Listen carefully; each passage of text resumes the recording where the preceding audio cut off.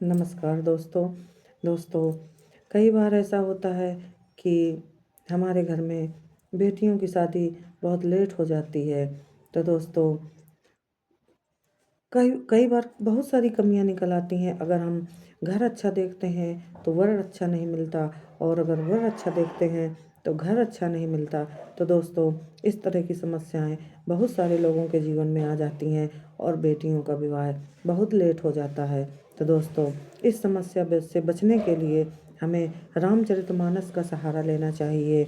और दोस्तों, रामचरितमानस में वो चौपाइयाँ जहाँ पर सीता जी गौरी पूजन के लिए गई हैं, तो दोस्तों वही चौपाई हमें बेटी को सवेरे नहला धुलाकर और वो पाठ करवाना चाहिए। इससे उत्तम विवाह होता है और विवाह के बाद वैवाहिक जीवन भी सुखमय होता है। तो दोस्तों, वो चौपाइयाँ जहाँ पर लिखा है, गई भवानी भवन बहोरी, बंदी चरण बोली कर जोरी, जय जय गिरवर राज किशोरी, जय महेश मुख चंद चकोरी, जय गजबदन खड़ानन माता, जगति जननी दामिनी दुतिगाता। यहाँ से स्टार्ट करते हुए जहाँ पर गौरी जी ने सीता जी को आशीष दिया है, सुन सिय सत्य आशीष हमारी, पूजे ही मन कामना तुम्हारी। तो दोस्तों, यहाँ तक चौपाई डेली आप बेटी को पढ़वाइए और उसके बाद देखिए कि आपको कितना लाभ मिलता है।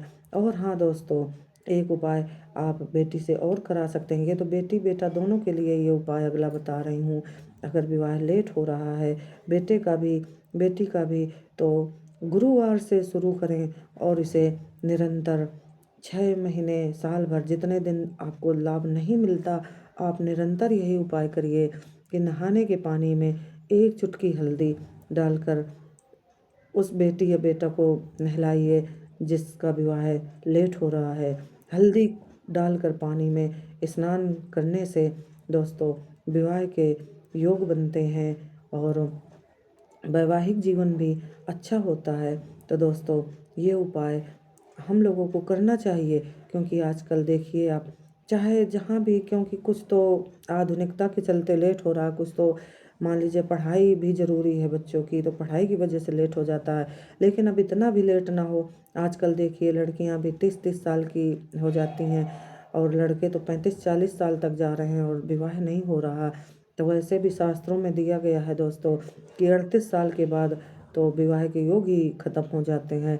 जैसा कि मैंने शास्त्रों में जो पढ़ा है, तो उसमें तो यही दिया गया है कि अगर विवाह 36 साल तक हो रहा है तो ठीक है, 36 के बाद धीरे धीरे योग समाप्त होने लगते हैं और 38 तक पहुँचते पहुँचते विवाह के कोई योग नहीं रह जाते।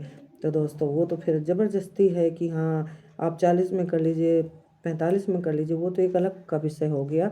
लेकिन जहाँ पर विवाह के अच्छे योग बनते हैं वो 36 तक ही बनते हैं। 36 वर्ष के बाद धीरे धीरे योग खत्म होने लगते हैं और 38 वर्ष तक पहुँचते पहुँचते बेटा और बेटी दोनों के ही योग विवाह के समाप्त हो जाते हैं। तो दोस्तों, इस तरह के हमें उपाय करने चाहिए और बेटा और बेटी का विवाह समय से करना चाहिए। और कोशिश यही होनी चाहिए कि इस तरह से हम उपाय करें तो उनके विवाह के योग भी बने और वैवाहिक जीवन सुखमय भी हो। तो दोस्तों, इस तरह के हमें उपाय करने चाहिए। और भी कई उपाय हैं दोस्तों, जैसे कि गणेश जी को बुधवार के दिन हल्दी चढ़वाइए, तुलसी जी में गुरुवार के दिन हल्दी चढ़वाइए, जल में हल्दी मिलाकर तुलसी जी को जल अर्पित कीजिए। तो इससे भी विवाह के योग बनते हैं और वैवाहिक जीवन सुखमय भी होता है। तो दोस्तों, कुछ ऐसे छोटे छोटे उपाय हैं, तो इस तरह के उपाय करने से बहुत सारे लाभ प्राप्त होते हैं। लेकिन कुछ लोग हैं तो उस बात को नहीं समझते। जैसे कोई उपाय उनको बताता है तो उनके समझ में नहीं आता है, कहते हैं ऐसा नहीं ऐसा है। तो दोस्तों, जब आप करेंगे तभी तो लाभ प्राप्त होगा, जब आप करेंगे ही नहीं तो क्या लाभ प्राप्त होगा।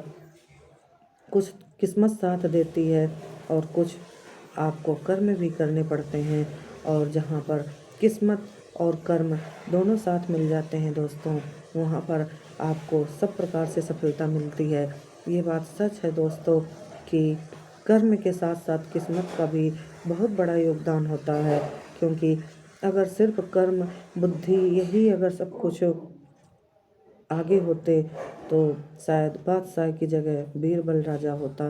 तो दोस्तों, बुद्धि और कर्म के साथ साथ किस्मत का भी साथ बहुत ज़रूरी होता है। अगर किस्मत साथ नहीं देती, लक अपना साथ नहीं देता, तो दोस्तों उतने लाभ प्राप्त करना बहुत मुश्किल होता है। लेकिन फिर भी भले ही किस्मत साथ कम दे रही है, तो आपको कर्म अपने करने चाहिए। वैसे भी हमारा जीवन कर्म प्रधान ही होना चाहिए। जिसने अपना जीवन कर्म प्रधान रखा है वही आगे बढ़ा है। तो दोस्तों, हमें किस्मत के भरोसे ही नहीं बैठना चाहिए। कभी कभी कर्म करने से भी किस्मत पलटती है। अगर कर्म के भरोसे हम बैठे रहेंगे तो लाभ नहीं प्राप्त कर सकते दोस्तों। तो कर्म आप करते रहिए और धीरे धीरे लाभ आपको प्राप्त होते रहेंगे। तो दोस्तों, बेटे का हो, बेटी का हो, समय से विवाह करना बहुत ज़रूरी है। अब बहुत सारे लोगों को मैंने ऐसा भी देखा है कि जब अच्छे रिश्ते आ रहे होते हैं तो ध्यान नहीं देते, समय को टालते हैं। अभी नहीं, अभी साल 2 साल बात करेंगे, अभी साल 2 साल बात करेंगे। तो दोस्तों, कभी कभी बजट नहीं अलाउ करता। तो दोस्तों, जब हमने बेटा बेटी को 20 साल 22 साल तक बजट नहीं बना पाए, तो 2-4 साल लेट करके कितना बजट बना लेंगे दोस्तों? उतना नहीं हो पाता। इसीलिए अपने समय को देखते हुए समय से बच्चों की शादी कर देनी चाहिए, क्योंकि बाद में फिर समय चला जाता है तो वो फिर एक समझौता होता है। वो फिर एक समझौता करना है कि चलो अब समय लेट हो रहा है, और फिर जल्दबाजी में वही संबंध अच्छी जगह नहीं हो पाता दोस्तों।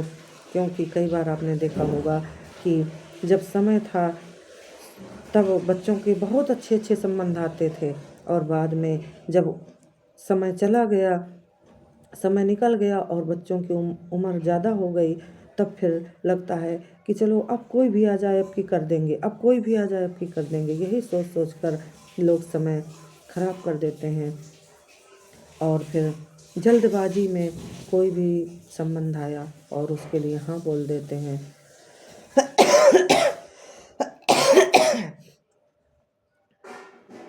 तो दोस्तों, हमें इस प्रकार ध्यान रखना चाहिए और हमें कोशिश करनी चाहिए कि हम लोग अपने बच्चों का समय से विवाह करें, और कोशिश होनी चाहिए कि उत्तम विवाह हो। तो इस तरह छोटे छोटे उपाय करके आप अपने बच्चों का उज्जवल भविष्य बना सकते हैं। जय श्री राम मित्रों।